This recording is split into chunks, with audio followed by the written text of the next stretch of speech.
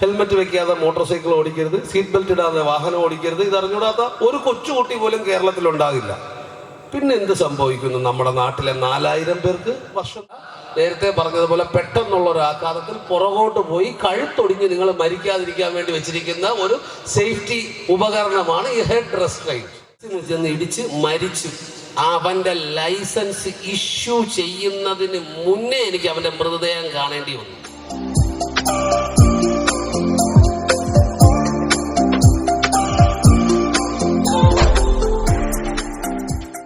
നമസ്കാരം.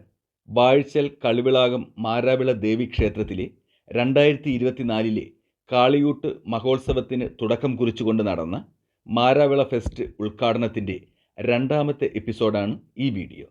Motor vehicle ഡിപ്പാർട്ട്മെൻറ്റിലെ RTO Najeeb AK road സുരക്ഷയെക്കുറിച്ച് സംസാരിക്കുന്നതാണ് ഈ വീഡിയോയിൽ ഷെയർ ചെയ്യുന്നത്.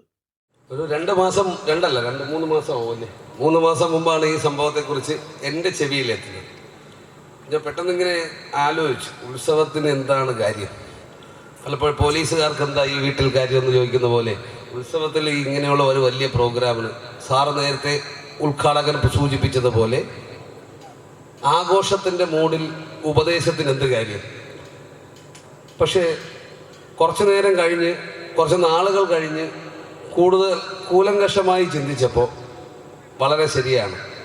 തുടക്കത്തിൽ നമ്മൾ നേരത്തെ പറഞ്ഞല്ലേ, എല്ലാ കാര്യങ്ങളും ചെയ്യുന്നത് പോലെ പലപ്പോഴും ഇഷ്ടമില്ലാത്ത കാര്യങ്ങൾ നമ്മൾ തുടക്കത്തിൽ പോകുന്ന പോലെ അല്ല, എതിർപ്പൊക്കെ ഉണ്ടാവുമല്ലോ. സാധാരണ കല്യാണത്തിനൊക്കെ നമ്മൾ വെക്കില്ല എന്ന് പറഞ്ഞതുപോലെ ആഘോഷങ്ങൾ പരിധികൾക്കപ്പുറത്താകാതിരിക്കുന്നതിന് തൊട്ട് മുമ്പ് ഈ ഇങ്ങനെയുള്ള കാര്യങ്ങളൊക്കെ ഒന്ന് കേട്ടിരിക്കുന്നത് നല്ലത് എന്തുകൊണ്ടും ആയിരിക്കുമെന്നാണ് ഞാൻ മനസ്സിലാക്കിയെടുത്തത്. പക്ഷെ അത് മുൻപേ ചിന്തിച്ച ഈ ക്ഷേത്രത്തിലെ ഭാരവാഹികൾക്കും ഉത്സവ കമ്മിറ്റിക്കാർക്കുമുള്ള, പ്രത്യേകിച്ച് മോട്ടോർ വാഹന വകുപ്പിൻ്റെയും പിന്നെ ഞങ്ങൾ ഓരോരുത്തരുടെയും എൻ്റെ വ്യക്തിപരമായ പേരിലുള്ള ആ ഒരു കടപ്പാടും നന്ദിയും ആദ്യമേ അറിയിച്ചുകൊണ്ട് ഞാൻ തുടങ്ങുകയാണ്. വലിയ സമയമൊന്നും ഞാൻ നിങ്ങളെ ബുദ്ധിമുട്ടിപ്പിക്കില്ല. ഒരു 10 മിനിറ്റ്. ഞാൻ ക്ലാസ് എടുക്കാനായിട്ടൊന്നും വന്നതൊന്നുമല്ല, സെമിനാർ പോലെ. 1-2 കാര്യങ്ങൾ നിങ്ങളെ ശ്രദ്ധയപ്പെടുത്തും എന്നുള്ളതാണ്. വാഹനം കൂട്ടിയിടിച്ച അപകടം പറ്റും. അപകടം പറ്റിയാൽ ആശുപത്രിയിൽ കൊണ്ടുപോകണം. ആവശ്യത്തിലധികം ചോരയോ അല്ലെങ്കിൽ അവയവങ്ങൾക്ക് വലിയ കേടുപാടുകളോ ഒക്കെ സംഭവിച്ച ആൾ മരിക്കും. ഇത് ഇത്രയും അറിയാത്ത ആരുമില്ല. ഹെൽമെറ്റ് വെക്കാതെ മോട്ടോർ സൈക്കിൾ ഓടിക്കരുത്, സീറ്റ് ബെൽറ്റ് ഇടാതെ വാഹനം ഓടിക്കരുത്. ഇതറിഞ്ഞൂടാത്ത ഒരു കൊച്ചുകുട്ടി പോലും കേരളത്തിലുണ്ടാകില്ല. പിന്നെ എന്ത് സംഭവിക്കുന്നു? നമ്മുടെ നാട്ടിലെ 4000 പേർക്ക് വർഷം തോറും, ഓരോ വർഷവും കേരളത്തിൽ മരിക്കുന്നത് ഏകദേശം 3.5 കോടി ജനങ്ങളുള്ള കേരളത്തിൽ ഓരോ വർഷവും മരിക്കുന്നത് 4000 പേരാണ്. കൊറോണയ്ക്ക് 4000 പേര് ഒരു വർഷം മരിച്ചില്ല. വലിയ പേടിച്ച് നമ്മൾ ലോക്ക്ഡൗൺ ഒക്കെ ചെയ്ത് ആരും വീട്ടിൽ നിന്ന് പുറത്തിറങ്ങാതെ നിന്ന വർഷവും 4000 പേര് മരിച്ചില്ല. കൊറോണ എന്നുള്ളൊരു അസുഖം മാത്രമായിട്ടാണ് ഞാൻ ഉദ്ദേശിച്ചത്. പക്ഷെ എല്ലാ വർഷവും കൃത്യമായി 4200 പേര് മരിക്കുന്ന ഒരു അസുഖം കേരളത്തിലെ ആൾക്കാർക്കെല്ലാം ഉണ്ട്. അതാണ് റോഡ് അപകടം എന്ന് പറയുന്ന അസുഖം. സാർ നേരത്തെ പറഞ്ഞ പോലെ അസുഖമായിട്ടാണ് നമ്മൾ ഇതിനെ കാണേണ്ടത്. എങ്ങനെയാണ് റോഡ് അപകടം ഉണ്ടാകുന്നത്? ഒരു കാര്യം ഉറപ്പാണ്, ഒരാൾ പോലും, സാർ നേരത്തെ പറഞ്ഞ പോലെ മദ്യത്തിനോ മയക്കുമരുന്നിനോ അടിമയായിട്ടുള്ള ഒരാളല്ലാതെ ഒരാൾ പോലും റോഡ് അപകടത്തിൽ ഉൾപ്പെടണമെന്ന് ഒരിക്കലും ആശിക്കാറില്ല. അപ്പോൾ അപകടമാണത്. ഒരിക്കലും കരുതിക്കൂട്ടിയുള്ളതല്ലാതെ ചെയ്യുന്നത് കൊണ്ടാണ് അതിന് അപകടമെന്ന് പറയുന്നത്. ഈ അപകടം പലപ്പോഴും വിചാരിക്കുന്നത് നമുക്ക് ഈ സമയത്ത് ഇത് സംഭവിക്കില്ല എന്ന് വിചാരിക്കുന്ന സമയത്ത് മാത്രം അപകടം. ചെറിയൊരു ഉദാഹരണം പറയാം ഇതിൻ്റെ പ്രത്യേകത. ഒരു സൈക്കിളോട്ട് അറിയുന്നവരായിരിക്കുമല്ലോ മെജോറിറ്റി ആൾക്കാർ. സൈക്കിൾ ഓട്ടുമ്പോൾ സൈക്കിളിന് ബ്രേക്ക് ഇല്ല എന്ന് വിചാരിക്കുക. 100% ഉറപ്പ് ബ്രേക്ക് ഇല്ല എന്നുള്ള അറിവോടുകൂടി ഒരാൾ സൈക്കിൾ ചവിട്ടിപ്പോയാൽ ആ വാഹനം ഒരിക്കലും അപകടത്തിൽപ്പെടില്ല. പക്ഷെ ഓടിച്ചു കൊണ്ടുപോകുമ്പോൾ ബ്രേക്ക് നഷ്ടപ്പെടുമ്പോൾ മാത്രമാണ് വാഹനം അപകടത്തിൽപ്പെടുന്നത്. ഇതുപോലെ തന്നെയാണ് മോട്ടോർ വാഹന അപകടവും. അപകടത്തിൽ ഞാൻ പെട്ടേക്കും എന്നുള്ള ബോധ മനസ്സോടുകൂടി വാഹനത്തിൽ യാത്ര ചെയ്യുന്ന ഒരാളും അപകടത്തിൽപ്പെടില്ല. ഇപ്പൊ പലപ്പോഴും സംഭവം എന്താണ്? നമുക്ക് ഓവർ കോൺഫിഡൻസ് ആണ് ഉണ്ടാകുന്നത്. എൻ്റെ വാഹനത്തിന് അപകടമൊന്നും പറ്റില്ല, ഞാൻ നല്ലൊരു ഡ്രൈവറാണ്, വാഹനം എനിക്ക് ഓടിക്കാൻ പറ്റും, നിയന്ത്രിക്കാൻ കഴിയും. അതുകൂടാതെ ഇങ്ങനെയല്ലേ പഴയ കാലത്ത് എൻ്റെ വണ്ടിക്ക് നല്ല ബ്രേക്കാണെന്ന് ചവിട്ടി അവിടെ നിൽക്കും. വിചാരിച്ചോ, ലോകത്ത് ഒരു വാഹനവും ബ്രേക്ക് ചവിട്ടി അവിടെ നിർത്തുന്ന വാഹനം ഇന്ന് വരെ കണ്ടുപിടിച്ചിട്ടില്ല. ഇനി അഥവാ നിങ്ങളുടെ വാഹനം ചവിട്ടുന്ന സമയത്ത് തന്നെ നിങ്ങൾ അവിടെ നിർത്തുകയാണെങ്കിൽ, നിൽക്കുകയാണെങ്കിൽ നിങ്ങൾ കഴുത്തൊടിഞ്ഞ് മരിച്ചു. അതിൻ്റെ ഉദാഹരണമാണ് റോഡിലോ ചുവരിലോ അല്ലെങ്കിൽ തെങ്ങിലോ ഒക്കെ ചെന്നിടിച്ച് അല്ലെങ്കിൽ ഒരു ചുവരിലൊക്കെ ചെന്നിടിക്കുന്ന മോട്ടോർ സൈക്കിളിലോ കാറിലോ ഉള്ള യാത്രക്കാർ അപ്പോൾ തന്നെ മരിച്ചു പോകുന്നതിൻ്റെ കാരണം അതാണ്. അതായത് നമ്മുടെ കഴുത്തിലെ അസ്ഥികൾക്ക് ഈ പെട്ടെന്നുള്ള ആഘാതം താങ്ങാനാകില്ല. നിങ്ങൾക്ക് എത്ര പേർക്കറിയാം വാഹനത്തിൻ്റെ സീറ്റിൻ്റെ പുറകുവശത്ത് തല റെസ്റ്റ് ചെയ്യാനായിട്ടൊരു സംഭവം വെച്ചിട്ടുണ്ട്? പലരും വിചാരിക്കുന്ന ചാരിയിരുന്ന് ഉറങ്ങാനാണെന്നാണ്. ബാർബർ ഷോപ്പിൽ ചെല്ലുമ്പോൾ തല അനങ്ങാതിരിക്കാൻ വേണ്ടി നമ്മുടെ പുറകിലൊരു സാധനം വെച്ച് തരും. അതുപോലുള്ളൊരു സംഭവം ആണ് ഇതും. അതായത് തല അനങ്ങാതിരിക്കാൻ വളരെ പെട്ടെന്നുള്ള ഒരു ആഘാതത്തിൽ പുറകോട്ട് പോകുമ്പോൾ ചെന്ന് തല ഇടിക്കാതിരിക്കാൻ വയ്ക്കുന്ന ഹെഡ് റെസ്ട്രെയിനാണ് അത്, അല്ലാതെ ഹെഡ് റെസ്റ്റ് അല്ല. അതിന് ചാരി ഇരുന്ന് ഉറങ്ങിപ്പോകുന്നതാണ്. പറ്റില്ല, ഒരു കാരണവശാലും ചാരി ഇരുന്ന് ഉറങ്ങണം. നിങ്ങളെ തല നേരത്തെ പറഞ്ഞതുപോലെ പെട്ടെന്നുള്ള ഒരു ആഘാതത്തിൽ പുറകോട്ട് പോയി കഴുത്തൊടിഞ്ഞ് നിങ്ങൾ മരിക്കാതിരിക്കാൻ വേണ്ടി വെച്ചിരിക്കുന്ന ഒരു സേഫ്റ്റി ഉപകരണമാണ് ഈ ഹെഡ് റെസ്ട്രെയിൻ. വാഹനങ്ങളെല്ലാം പഴയകാല മീറ്ററുകളെല്ലാം മാറി, ഇപ്പം ലൈറ്റുകളാണ്. ഏറ്റവും ആധുനികമായ BS6 വാഹനത്തിൽ 48 ലൈറ്റുകളുണ്ടാവും. എത്ര ആൾക്കാർക്കറിയാം? നമ്മൾ പണ്ടേ ലൈസൻസ് എടുത്തത് 1995 ലൈസൻസ് എടുത്താണ്. ഇന്നും വാഹനം ഓടിക്കുന്നു. അന്ന് വാഹനത്തിൽ ആകെ ഒരു ലൈറ്റേ ഉള്ളൂ. ബാറ്ററിയിൽ നിന്ന് കറണ്ട് എടുക്കുകയാണെങ്കിൽ കത്തുന്ന ഒരേ ഒരു ലൈറ്റ്. പക്ഷെ ഇന്നത്തെ വാഹനങ്ങൾക്ക് ഏറ്റവും കുറഞ്ഞത് 48 സിഗ്നലുകൾ ഉണ്ടാവും, ലൈറ്റുകൾ ഉണ്ടാവും. എത്ര പേർക്കറിയാം വാഹനത്തിൻ്റെ അല്ലെങ്കിൽ ഒരു ഫ്ലൈറ്റിൻ്റെ കോക്പിറ്റിൽ 216, നമ്മളെ ശരീരത്തിലുള്ള എല്ലുകളുടെ എണ്ണം 208 സ്കൂളിൽ ബയോളജി പഠിച്ചതുപോലെ 216 കൺട്രോൾസാണ് ഒരു വാഹനത്തിൻ്റെ കോക്പിറ്റിലുള്ളത്. ഇനി വരാൻ പോകുന്ന BS6 സെക്കൻഡ് ജനറേഷൻ വാഹനങ്ങൾക്ക് ഏകദേശം ഈ 48 എന്നുള്ളത് 80 ലൈറ്റുകളും അതിലധികം കൺട്രോൾസുമായിട്ട് ഏകദേശം ഒരു വിമാനത്തിനെ പോലെ ആയാണ് മാറിയിരിക്കുന്നത്. ഇത്രയും കാശ് കൊടുത്ത് ഇതിൽ ഇത്രയും ഫെസിലിറ്റി വെക്കുന്നത് എന്തിനാണെന്ന് അറിയാമോ? പണ്ടത്തെ കാലത്ത് നമ്മളെ മോട്ടോർ സൈക്കിൾ ചെറുതായിട്ട് മറിഞ്ഞ് വീണാൽ നമ്മൾ ഓടിപ്പോയി മോട്ടോർ സൈക്കിളിൻ്റെ സൈഡിലൊക്കെ നോക്കും, പെയിന്റ് പോയിട്ടുണ്ടോ, എന്തെങ്കിലുമൊക്കെ ഒടിഞ്ഞിട്ടുണ്ടോ. ഇപ്പം നമ്മൾ എന്താണെന്ന് അറിയാമോ? ചാടി ഇറങ്ങിയിട്ട് നമ്മൾ പറയും ശരീരത്തിന് വല്ലതും പറ്റിയിട്ടുണ്ടോ എന്നാ നോക്കുക. വ്യത്യാസമാണോ അല്ലേ? പണ്ട് സൈക്കിളിൽ നിന്ന് വീഴുന്ന ആളിനെയും ആദ്യം എടുത്തിട്ട് ഒന്നും വലുതായിട്ടൊന്നും പറ്റിയില്ലല്ലേ എന്ന് നോക്കിയിട്ട് വേഗം സൈക്കിളിൽ എന്ത് പറ്റിയെന്നാ ചോദിക്കുന്നത്. ഇപ്പം തിരിച്ചാണ്.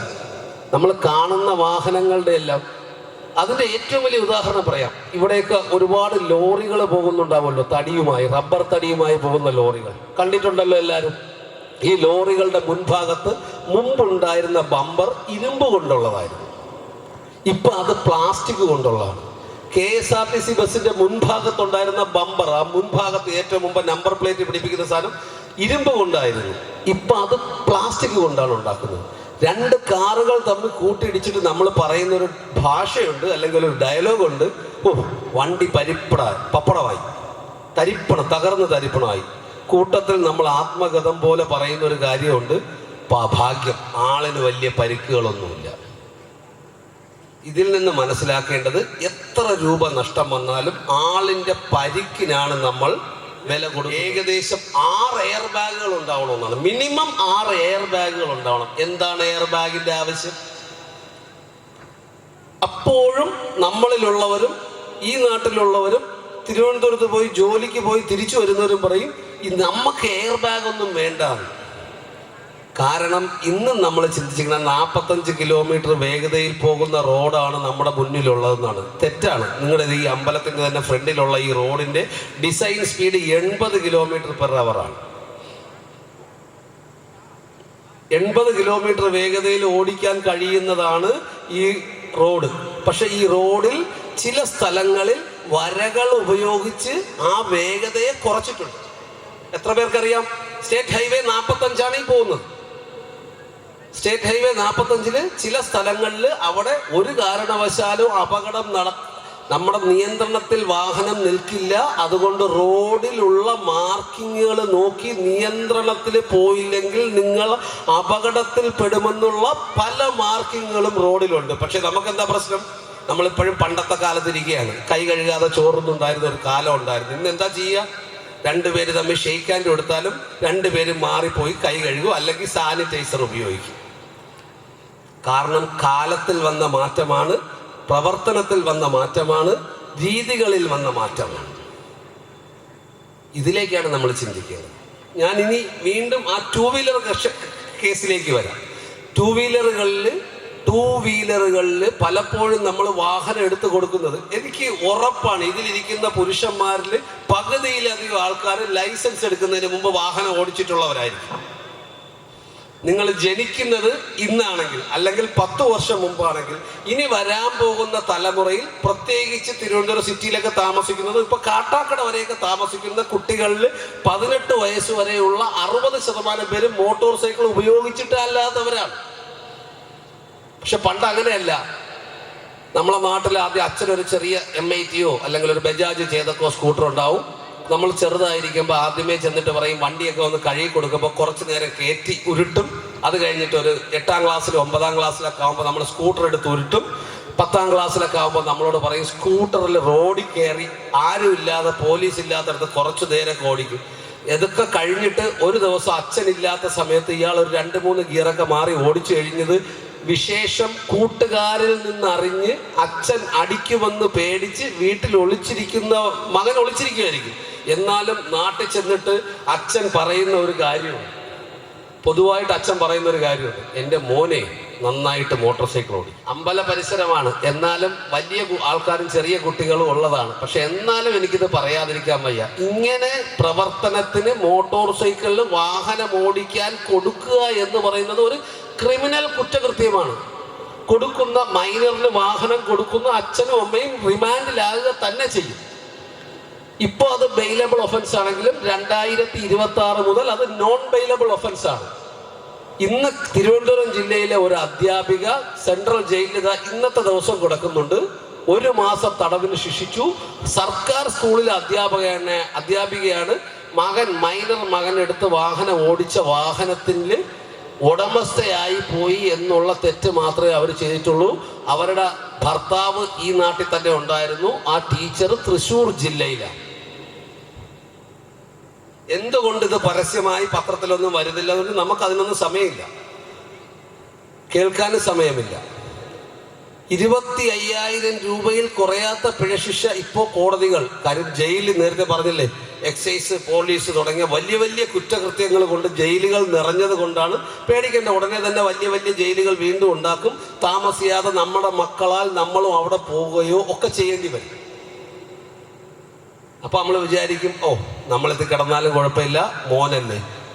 നിയമം മാറി. 2019 നിയമം മാറ്റം നമ്മൾ അറിയാത്തതാണ്. ഇങ്ങനെയുള്ള കുട്ടികൾക്ക് പിന്നെ 25 വയസ്സിന് ശേഷം മാത്രമേ ലൈസൻസിന് അപേക്ഷിക്കാൻ കഴിയൂ. അപ്പൊ കുട്ടികളും ജാഗ്രതയും. നിങ്ങളെ കാര്യം ഇതാണ്, നിങ്ങൾ മൈനർ ആയിരിക്കുന്ന സമയത്ത് വാഹനം ഓടിക്കാനിടയായാൽ, ആയത് രേഖപ്പെടുത്തപ്പെട്ടാൽ, നിങ്ങളുടെ പേരിനൊപ്പം രേഖപ്പെടുത്തപ്പെട്ടാൽ, നിങ്ങൾക്ക് പിന്നെ ഡ്രൈവിംഗ് ലൈസൻസിന് അപേക്ഷിക്കാൻ കഴിയുന്നത് 25 വയസ്സിന് ശേഷമാണ്. അപ്പൊ ആലോചിക്കും, അതെങ്ങനെ അവരറിയും? മോട്ടോർ വാഹന വകുപ്പ് ഇതെങ്ങനെ അറിയും? പേടിക്കണ്ട. കേരളത്തിൽ ഇൻഡിവിജ്വൽ എന്ന നിലയ്ക്ക് എടുക്കുന്ന ഡ്രൈവിംഗ് ലൈസൻസുകളും എല്ലാ വാഹനങ്ങളും നിലവിൽ ആധാർ ബന്ധിതമാണ്. ഇവിടെ ഇരിക്കുന്നവരോടൊക്കെ ഞാൻ വെറുതെ പറയുന്നു, നിങ്ങളുടെ മൊബൈൽ ആപ്പുണ്ട്, മൊബൈൽ ഫോണിൽ ഒരു ആപ്പുണ്ട്, എടുത്ത് നിങ്ങളെ വാഹനങ്ങളൊന്ന് ചെക്ക് ചെയ്ത് നോക്കൂ. നിങ്ങളൊക്കെ എത്ര കുറ്റവാളികളാണെന്നുള്ളത് കണ്ടെത്താം. പലപ്പോഴും ഇനി റേഷൻ കടയിൽ ചെല്ലുമ്പോൾ റേഷൻ ചിലപ്പോൾ തടയപ്പെട്ടേക്കാം, ബാങ്കിൽ ചെല്ലുമ്പോൾ ചെക്ക് ബ്ലോക്ക് ചെയ്യപ്പെട്ടേക്കാം, അതല്ലെങ്കിൽ നിങ്ങൾക്ക് സബ്സിഡികൾ ലഭ്യമല്ലാതായേക്കാം, ഗ്യാസ് ചിലപ്പോൾ കിട്ടാതിരുന്നേക്കാം. ഒറ്റ കണ്ടീഷനേ ഉള്ളൂ, രാജ്യം, നമ്മുടെ രാജ്യം, ഇന്ത്യ മഹാരാജ്യം, നമ്മൾ ഇങ്ങനെയാണ് പറയുന്നത്, ഇന്ത്യൻ ഭരണഘടന തുടങ്ങുന്നതിന് V the people of India ആണ്. എന്നിട്ട് അവസാനം എഴുതി വെക്കുന്നതെന്ന് വെച്ച് കഴിഞ്ഞാൽ, മേൽ പറയപ്പെട്ടതൊക്കെ ഇന്ത്യക്ക് വേണ്ടി ഇന്ത്യക്കാരായ നമ്മൾ നിയമമാക്കി നടപ്പിലാക്കാൻ തീരുമാനിച്ചിരിക്കുന്നു എന്നുള്ളതാണ്. അതാണ് പ്രിയാമ്പിളിൽ പറയുന്നത്. പലതരം ജസ്റ്റിസ്, റെസ്പോൺസിബിലിറ്റി, ഇതുപോലുള്ള ഒരുപാട് കാര്യങ്ങളുണ്ട്. ഇതെല്ലാം നമ്മൾ തന്നെ നമുക്കായി സമർപ്പിച്ച് നമ്മൾ അനുസരിക്കാൻ തയ്യാറായി എന്നുള്ളതാണ്. ഇപ്പൊ പറഞ്ഞു വരുന്ന ഇതാണ്, നമ്മുടെ രാജ്യമുണ്ടാക്കുന്ന നിയമങ്ങൾ ബ്രിട്ടീഷുകാരുണ്ടാക്കിയതല്ല. പകരം മോട്ടോർ വെഹിക്കിൾ ആക്ട് 1988 ഇന്ത്യൻ പാർലമെന്റിൽ പാസ്സാക്കിയതാണ്. 1988 എന്ന് പറയുന്ന വർഷത്തിലും 2019 എന്ന് പറഞ്ഞ വർഷത്തിലും ഇന്ത്യൻ പാർലമെന്റിൽ ഇന്ത്യക്കാരാൽ തയ്യാറാക്കപ്പെട്ട് ഇന്ത്യക്കാരാൽ ഉണ്ടാക്കിയതാണ്. അത് ആ നിയമത്തിനെ വിമർശിക്കേണ്ടതില്ല. നമുക്ക് വിമർശിക്കണമെങ്കിൽ എന്ത് ചെയ്യാം? നമുക്ക് എനിക്ക് വേണമെങ്കിൽ എനിക്ക് വിമർശിക്കണം, നിയമത്തിനെ വിമർശിക്കണമെന്ന് എനിക്ക് ആഗ്രഹമെങ്കിൽ എനിക്കൊരു രാഷ്ട്രീയ പാർട്ടി തുടങ്ങാം. എന്നിട്ട് എല്ലാവരെയും ഇത് കാര്യങ്ങളൊക്കെ മനസ്സിലാക്കിയിട്ട് എന്ത് ചെയ്യാം? നമുക്കൊരു MP യോ MLA യോ മന്ത്രിയോ ഒക്കെ ആകാം. എന്നിട്ട് നിയമം നടപ്പിലാക്കാം. ഇനി ആ നിയമത്തിൽ എന്തെങ്കിലും തെറ്റുണ്ടെങ്കിൽ ഇന്ത്യയിൽ എന്ത് കോടതികളുണ്ട്? ഭരണഘടനാ കോടതികളുണ്ട്, ഹൈക്കോടതിയും സുപ്രീം കോടതിയും ഉണ്ട്. നിയമത്തിൽ എന്തെങ്കിലും തെറ്റുള്ള സാധാരണ പൗരൻ ഈ കോടതികളെ സമീപിച്ച് ആ നിയമം മാറ്റാൻ പറയണം. അല്ലാതെ നമ്മൾ അനുസരിക്കണമെന്ന് നമ്മൾ തന്നെ ഉണ്ടാക്കിയ നിയമത്തിൽ നിന്ന് നമ്മൾ വ്യതിചലിച്ച് നടക്കുന്നത് എങ്ങനെയാണ്? പണ്ടാണെങ്കിൽ പറയാം ബ്രിട്ടീഷുകാരുണ്ടാക്കിയ നിയമം, ബ്രിട്ടീഷുകാരുണ്ടാക്കി നമുക്ക് ഇഷ്ടമല്ലായിരുന്നു, അതുകൊണ്ട് നമ്മൾ ഇതിനെ പ്രതിഷേധിക്കുന്നു. നിയമ നിഷേധമല്ല നിയമ പ്രതിഷേധത്തിനുള്ള മാർഗം. മറിച്ച് നിയമം അനുസരിക്കുകയും നിയമത്തിലുള്ള തെറ്റുകളെ ബന്ധപ്പെട്ട അധികാരികളെയോ അതല്ലെങ്കിൽ ഗവൺമെന്റുകളെയോ അതല്ലെങ്കിൽ ഉത്തരവാദിത്തപ്പെട്ടവരെ അറിയിച്ച് അതിൽ മാറ്റം വരുത്തലാണ് അതിൻ്റെ ശരി. എൻ്റെ ഒരു ഡ്രാഫ്റ്റ് ചെയ്ത് പാർലമെന്റിലൊക്കെ കൊടുത്ത് നിയമങ്ങളാക്കി പുറത്തു വരുന്നതിൽ തെറ്റുണ്ടാകാം.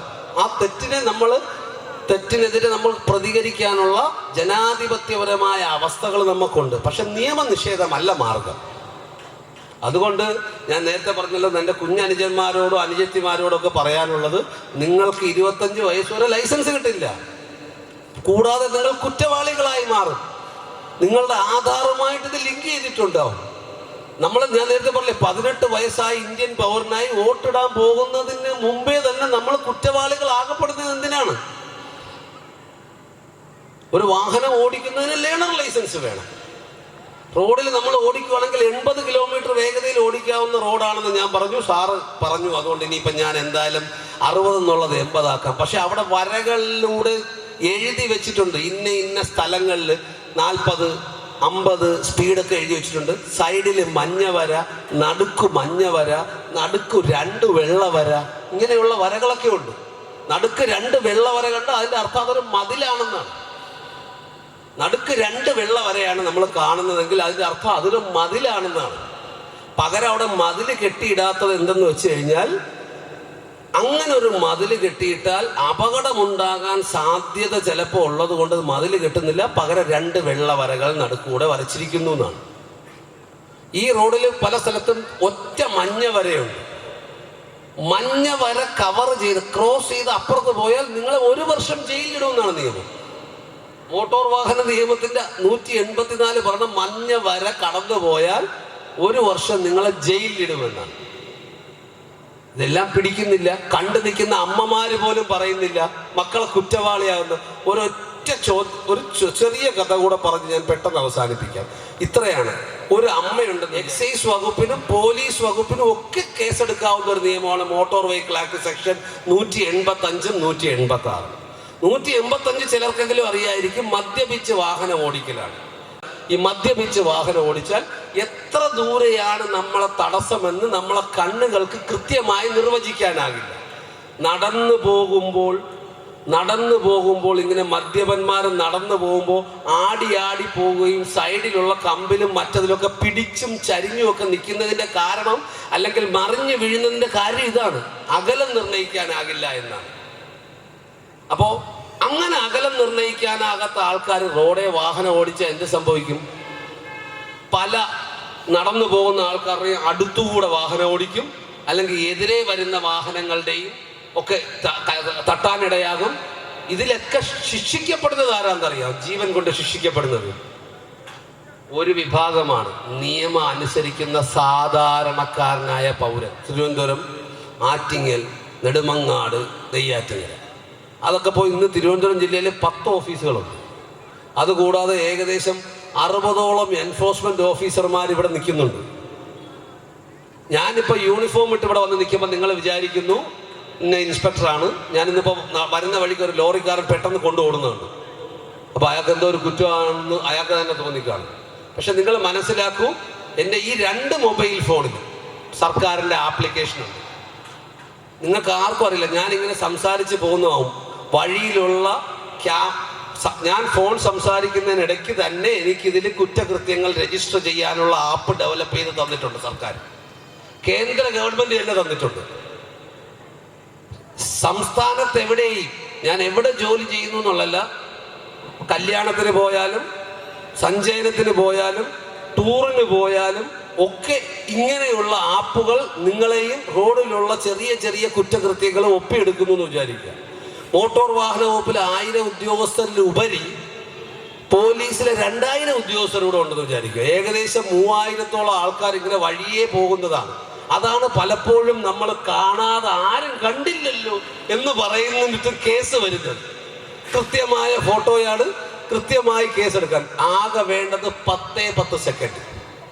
ഒരു ഫോട്ടോ എടുക്കുക, എവിഡൻസ് എടുക്കുക, ലൊക്കേഷൻ ഇന്ന സ്ഥലത്താണ്, ഇന്നടത്തുനിന്ന് ഇന്നടത്തോട്ട് പോകുന്നു, ഇന്ന തരം വണ്ടിയാണ്, ഇന്നതാണ്, ആളിന്റെ പടം എല്ലാം ഏതിൽ വരും, നല്ല പിക്ചർ ക്ലാരിറ്റിയോടുകൂടി ഇതിൽ വരും. എന്നിട്ട് വെബ്സൈറ്റിലിടും. പലപ്പോഴും പറയുന്ന ഒരു ചോദ്യമുണ്ട് ആൾക്കാർ, അയ്യോ എനിക്ക് നോട്ടീസ് ഒന്നും വന്നില്ല, പോസ്റ്റ്മാനോ ഇല്ല, പകരം എന്താണ്, ഡിജിറ്റലാണ്. നിങ്ങൾ എത്ര പേരാണ്? എനിക്ക് 100 രൂപ ഒരാളിന് കൊടുക്കാനുണ്ടെന്ന് വിചാരിക്കാം. അപ്പൊ അയാൾക്ക് ഞാൻ 100 രൂപ കൊടുക്കുന്നതിന് മൊബൈലിൽ ഒരു ഗൂഗിൾ പേ ചെയ്താൽ പോരെ? ഗൂഗിൾ പേ ചെയ്താൽ മതി, എല്ലാവരും അംഗീകരിക്കും. ഞാൻ കാശായിട്ട് കൊടുക്കുന്നില്ല എന്ന് പറയുന്നത് പോലാണിത്. അപ്പൊ നിങ്ങൾക്ക് നോട്ടീസ് പോസ്റ്റ്മാൻ കൊണ്ട് തരണ്ട.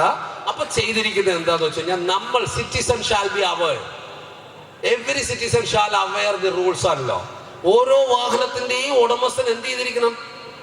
അവനവന്റെ വാഹനത്തിൽ ഓരോ ദിവസവും എത്ര കേസുണ്ടെന്ന് ഒറ്റ ക്ലിക്കിൽ നമുക്കറിയാം. നിങ്ങൾക്ക് മാത്രമേ അറിയാൻ പറ്റൂ. ഇപ്പൊ വേറൊരാളിനും അറിയുകയില്ല. ഇതുവരെ അങ്ങനെയല്ലായിരുന്നു. കൂട്ടുകാരന്റെ വാഹനത്തിൽ എത്ര കേസുണ്ടെന്നുള്ളത് നമുക്കറിയായിരുന്നു. ഇപ്പോൾ കേന്ദ്ര ഗവൺമെന്റ് പുതിയൊരു രീതി വന്നു, അവനവന്റെ കുറ്റം അവനവൻ അറിഞ്ഞാൽ മതി, അവനവൻ വെച്ച് അനുഭവിക്കട്ടെ. ഇതൊക്കെ പോയാൽ പുതിയൊരു ചെരുപ്പ് വാങ്ങിച്ചിരുന്നു, ബാറ്റേനെ ഒരു പുതിയ ചെരുപ്പ് വാങ്ങിക്കണം, തേഞ്ഞ് തീരുമ്പോഴേ ആ പണി തീരുള്ളൂ. പക്ഷെ ഇപ്പൊ മാറ്റമുണ്ട്. എങ്ങനെയെന്നറിയാമോ? വാഹനം കൈമാറാൻ ചെയ്യാനൊന്നും നമ്മൾ ഇതിനൊന്നും പോണ്ട, എല്ലാം ഓൺലൈനിൽ വീട്ടിൽ ഇരുന്ന് ചെയ്യാം. പക്ഷെ പോകണം. എന്ത് കാര്യത്തിനാണെന്നറിയാമോ? കുറ്റകൃത്യത്തിന് വല്ലതും പെട്ടുകഴിഞ്ഞാൽ ഇതുപോലത്തെ പുതിയ ചെരുപ്പ് ഇട്ട് വേഗം പോകണം. അല്ലാതെ നിങ്ങളെ ഡ്രൈവിംഗ് ലൈസൻസ് പുതുക്കുന്നതിന് വേണ്ടി നിങ്ങൾ RTO ഓഫീസിൽ പോകണ്ട, ഫേസ്ലെസ് ആണ്, ഒരു നടപടിയില്ല. വീട്ടിൽ ഇരുന്ന്, വീട്ടിനകത്തിരുന്നോ അല്ലെങ്കിൽ ഒരു ഡോക്ടറെ അടുത്ത് പോയി സർട്ടിഫിക്കറ്റ് വാങ്ങിച്ചാൽ മൊബൈൽ ഫോണിലോ ചെയ്യാം. 5 പൈസ ആർക്കും കൊടുക്കണ്ട.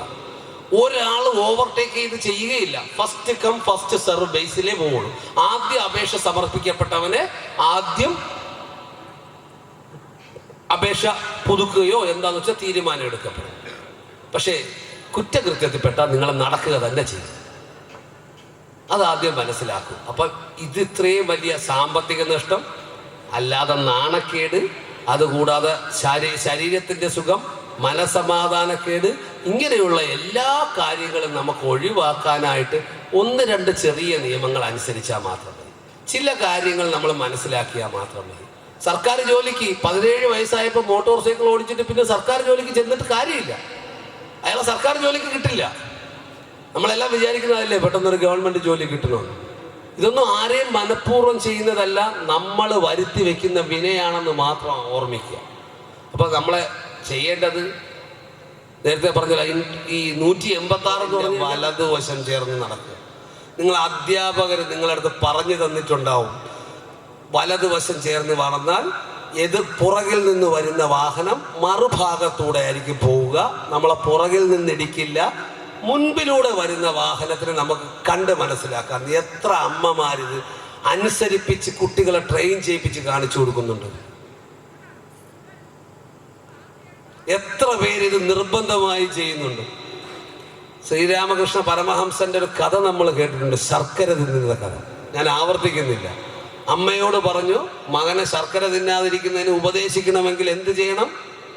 40 ദിവസം കഴിഞ്ഞ് വരാം. ആ 40 ദിവസത്തിൽ എന്ത് ചെയ്തു? അദ്ദേഹം ശർക്കര തിന്നുന്നത് നിർത്തി. അത് കഴിഞ്ഞിട്ടാണ് ഉപദേശിക്കുന്നത്. അമ്മയാണ് പറഞ്ഞു വിടുന്നത്, റോഡിന്റെ ഇടതുവശം ചേർന്ന് മക്കളെ വലതുവശം ചേർന്ന് പോകണമെന്ന്. ഈ കുട്ടി എത്ര അനുസരിക്കും? ഈ കുട്ടി എത്ര അനുസരിക്കും? അപ്പോൾ ഈ കുട്ടിയെ നമ്മൾ വളർത്തുകയാണോ അതേ തളർത്തുകയാണോ? വലിയൊരു രക്ഷകർത്താക്കൾ ചിന്തിക്കേണ്ട കാര്യമാണ്. അതുകൊണ്ട് ഇന്ന് തന്നെ നമ്മളൊരു തീരുമാനം എടുക്കുക, നമ്മൾ ഈ നിയമങ്ങൾ അനുസരിക്കുക. ഒരു സ്ഥലത്ത് ഒരു 12 വർഷം മുമ്പ് കൊച്ചുകുട്ടികളുടെ LKG 1ാം ക്ലാസ്സിലോ 2ാം ക്ലാസ്സിലോ ഒരു സർക്കാർ വിദ്യാലയത്തിൽ ക്ലാസ് എടുത്തുകൊണ്ടിരിക്കുകയാണ്. അപ്പം ഞാൻ നിങ്ങളടുത്ത് പറഞ്ഞു, ആ കുട്ടികളോട് പറഞ്ഞു, ഒരു 40-50 കുട്ടികളെ ഉള്ളൂ. നിങ്ങൾ അവരോട് ഞാൻ ചെയ്തത് തെറ്റാണോ എന്ന് നിങ്ങൾ പറയണം. നിങ്ങളുടെ അച്ഛനോ അമ്മയോ ഹെൽമറ്റ് ഇല്ലാതെ വാഹനം ഓടിക്കുന്നത് കണ്ടാൽ നിങ്ങൾ വേഗം ചെന്ന് അതിൻ്റെ ചാവി എടുത്ത്, കിണറൊക്കെ ഉള്ള ഒരു നാടാണ്, വീട്ടിലെ കിണറ്റിലങ്ങിട്ടേക്കണം. തൊട്ടടുത്ത ദിവസം 8 കുട്ടികളുടെ രക്ഷകർത്താക്കൾ പരാതിയുമായി വന്നു. നമ്മൾ ടെസ്റ്റ് ചെയ്യാൻ വേണ്ടി ചെയ്തതാണ്. കുട്ടികൾ എല്ലാ വാഹനത്തിനും 2 ചാവി ഉണ്ടാവും. ഒരു ചാവി പുതിയത് ഡ്യൂപ്ലിക്കേറ്റ് അടിക്കാൻ 100 രൂപയേ ഉള്ളൂ. ഞാൻ പറഞ്ഞാൽ 100 രൂപ ഞാൻ കൊടുത്തോളാം. പക്ഷെ നിങ്ങൾ 8 പേര് കേസെടുത്ത് കൊടുത്തു. അതിനേക്കാൾ കൂടുതൽ പൈസ വന്നു സർക്കാരിന്. കേസെടുക്കും. കാര്യം ആരാ സാക്ഷി? വെള്ള പേപ്പറുള്ള മനസ്സുള്ള കുട്ടിയാണ് സാക്ഷി. എൻ്റെ അമ്മ സ്കൂട്ടറിൽ ഹെൽമെറ്റ് ഇല്ലാതെ, ചിൻ സ്ട്രാപ്പ് ഇടാതെ, അല്ലെങ്കിൽ എന്നെ ഹെൽമെറ്റ് ഇല്ലാതെ വണ്ടി കയറ്റി എന്ന് എവിടെയും പറയും കുട്ടി വിളിച്ച്. ഇപ്പൊ കുട്ടികൾ ഗുരുനാഥന്മാരാണ്. ആലോചിച്ചോളൂ, കണ്ണുകളെല്ലാം തുറന്നിരിക്കുകയാണ്.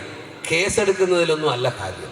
പക്ഷെ നമ്മൾ ശരിയായ പാതയിലൂടെയാണോ സഞ്ചരിക്കുന്നത്, ശരിയായ മാർഗദർശനമാണോ നമ്മളെ കുട്ടികൾക്ക് കൊടുക്കുന്നതെന്നുള്ള ഒരു വേള നമ്മൾ ചിന്തിച്ചാൽ മാത്രം മതി.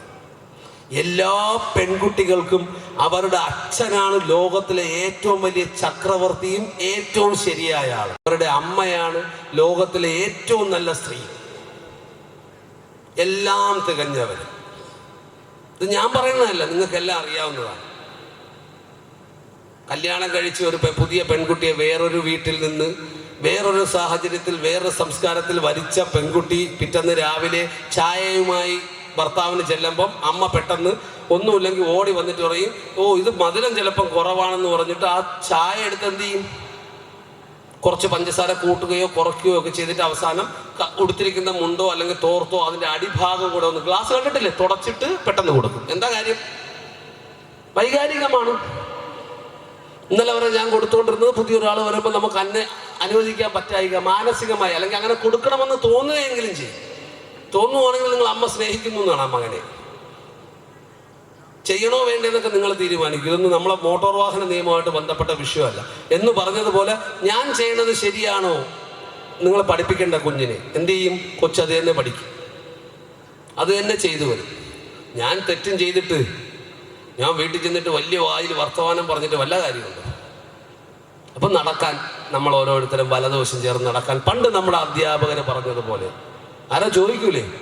മറിഞ്ഞ് വീഴുന്ന് കഴിയുമ്പോൾ, അല്ലെങ്കിൽ 2 പേര് തമ്മിൽ ഇടിക്കുമ്പോൾ, അല്ലെങ്കിൽ തെറ്റായ രീതിയിൽ വണ്ടി ഓടിച്ചു കഴിയുമ്പോൾ എല്ലാവരും ചോദിക്കുന്നൊരു ചോദ്യമുണ്ട്, തനിക്ക് ആരാണോ ലൈസൻസ് തന്നത്?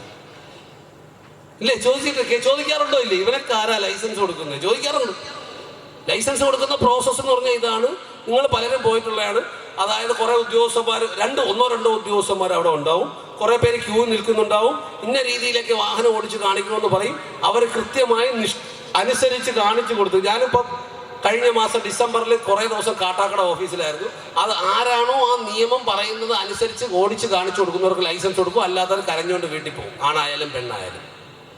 വീണ്ടും 300 രൂപ ഫീസ് അടച്ചുകൊണ്ട് 7 ദിവസം കഴിയുമ്പോൾ വന്ന് വീണ്ടും വെളുപ്പാങ്കാലത്തെ ക്യൂ നിൽക്കി. ഇവിടെ നിന്നൊക്കെ വരുന്നത് രാവിലെ 4 മണിക്ക് എണീറ്റ് ലൈസൻസ് ടെസ്റ്റ് എടുക്കും. അവിടെ 7:30 കാട്ടാക്കട തുടങ്ങുന്നുണ്ട്. കുറച്ച് ട്രയലും കൂടെ എടുക്കണമെന്നുള്ളതുകൊണ്ട് അവിടെ ചെന്നിട്ട് ചെയ്യുന്നു. അത് കഴിഞ്ഞിട്ട് അവൻ ജീവിതകാലം മുഴുവൻ ഓടിക്കാമെന്നല്ല. അവൻ ഇന്ത്യൻ പൗരനാണ്, ഉത്തമ വിശ്വാസമുള്ളവനാണ്, റെസ്പോൺസിബിൾ സിറ്റിസണാണ്. അവൻ്റെ കയ്യിൽ ഒരു ലൈസൻസ് സുരക്ഷിതമായിരിക്കുമെന്നുള്ള ഉദ്ദേശത്തോട് വാങ്ങിച്ചിട്ട് കഴിഞ്ഞ ദിവസം പേപ്പറിൽ കണ്ടു, ലൈസൻസ് വാങ്ങിച്ച് തിരിച്ചു വരുന്ന വഴി ആള് മരിച്ചു. ഞാൻ ഡ്രൈവിംഗ് ലൈസൻസ് കൊടുക്കുന്ന ജോലി കഴിഞ്ഞ 10-14 വർഷമായിട്ട് ചെയ്യുന്നുണ്ട്. 13 വർഷമായിട്ട് ലൈസൻസ് കൊടുക്കുന്നുണ്ട്. ആൾക്കാരുടെ ലൈസൻസ് ഒപ്പിടുകയോ ഡിജിറ്റലി അപ്രൂവ് ചെയ്യുകയോ ചെയ്യുന്നുണ്ട്. അതിലെനിക്ക് ഉറപ്പുണ്ട്. 6 ആൾക്കാരുടെ മൃതദേഹം എനിക്ക് കാണാനുള്ള ഭാഗ്യമുണ്ടായി. ഞാൻ ലൈസൻസ് കൊടുത്ത അതേ ദിവസം 18 വയസ്സായി. ഏറ്റവും രസകരമായ ഒരു സംഗതി, ഇന്നും എന്നെ വേദനിപ്പിക്കുന്ന ഒരു സംഗതി, ഒരു കുഞ്ഞിന് 18 വയസ്സുള്ള ഒരു കുഞ്ഞിന് ലൈസൻസ് കൊടുക്കാമെന്ന് ഞാൻ ഏറ്റതിന് ശേഷം, ഓക്കെ താങ്കൾ ശരിയായ രീതി പാസ്സായത്, അത് കഴിഞ്ഞ് കുറച്ച് കഴിഞ്ഞപ്പോഴത്തേക്ക് ഒരു 5 കിലോമീറ്റർ കഴിഞ്ഞ് കഴിഞ്ഞപ്പോൾ ഞാൻ വാഹനത്തിൽ പോയപ്പോൾ അയാൾ ലൈസൻസ് ഇല്ലാതെ വണ്ടി ഓടിക്കുന്ന കണ്ടതിൻ്റെ പേരിൽ ഞാൻ അന്ന് കമ്പ്യൂട്ടറിൽ അപ്രൂവ് ചെയ്തിട്ടില്ലായിരുന്നു. അതുകൊണ്ട് ഇക്കാര്യം റെക്കോർഡ് ചെയ്ത് കൊടുത്തോട്ട് അവർ ലൈസൻസ് കൊടുത്തില്ല. അയാളോട് പറഞ്ഞു, ഇല്ല നിനക്ക് ലൈസൻസ് ഇല്ല, നീ പഠിച്ചിട്ടൊക്കെ പിന്നെ വന്നെടുക്കാൻ പറഞ്ഞു. 31 ദിവസങ്ങൾക്ക് ശേഷം അയാൾ ലൈസൻസും എടുത്തുകൊണ്ട് കുന്നമംഗലം എന്ന്, കോഴിക്കോട് ജില്ലയിലെ കുന്നമംഗലത്ത് നിന്ന് 31 ദിവസങ്ങൾക്ക് ശേഷം വീണ്ടും വന്ന് ലൈസൻസ് എടുത്തിട്ട് അതേ ദിവസം 2.5 മണിക്കൂറിനകത്ത് മരിച്ചു. ഉച്ചയ്ക്ക് 2ാമത്തെ പ്രാവശ്യം ഞാൻ വന്നു കഴിഞ്ഞിട്ട് പറഞ്ഞു, ഹെൽമെറ്റൊക്കെ വെച്ചിട്ടല്ലേ വണ്ടി ഓടിക്കുള്ളൂ? അതെ, നല്ലതായിട്ട് വണ്ടി ഓടിക്കാൻ അറിയുന്ന ഒരാൾ. ഓക്കെ എന്ന് പറഞ്ഞ് പോയ ആൾ ലൈസൻസ് എടുത്തിട്ട് എത്രയും വേഗം പോയി 2.5 മണിക്കൂറിനകത്ത് ഇതേ കുന്നമംഗലത്ത് വെച്ച് നാഷണൽ ഹൈവേ 766 ഒരു ബസ്സിന് ചെന്ന് ഇടിച്ച് മരിച്ചു. അവൻ്റെ ലൈസൻസ് ഇഷ്യൂ ചെയ്യുന്നതിന് മുന്നേ എനിക്ക് അവൻ്റെ മൃതദേഹം കാണേണ്ടി വന്നു.